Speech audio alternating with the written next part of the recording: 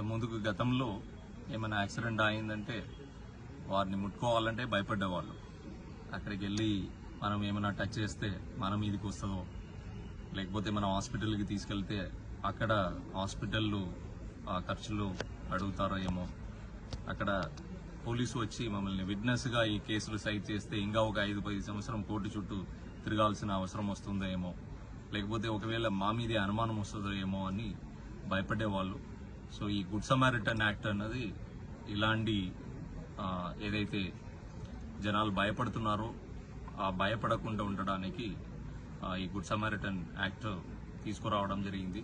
So దీని సారాంశం ఏంటంటే, ఎవరైనా యాక్సిడెంట్ విక్టిమ్స్ ని తీసుకుని హాస్పిటల్కి వెళ్తే వాళ్ళ డీటెయిల్స్ కూడా ఇవ్వాల్సిన అవసరం లేదు. వాళ్ళకి ఇష్టం ఉండే ఇవ్వచ్చు, లేదంటే డీటెయిల్స్ కూడా వాళ్ళు చెప్పాల్సిన అవసరం లేదు.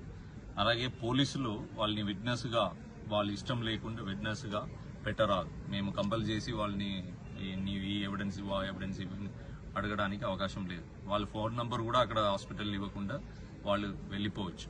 అలాగే వాళ్ళకి రివార్డ్ సిస్టమ్ కూడా ఏర్పాటు చేయడం జరిగింది. మన దానిలో కూడా ట్రాన్స్పోర్ట్ డిపార్ట్మెంట్ దాన్ని పరిశీలించి ముందుకు తీసుకెళ్తున్నారు. కలెక్టర్ గారు కూడా మొన్న మీటింగ్ పెట్టి చెప్పడం జరిగింది.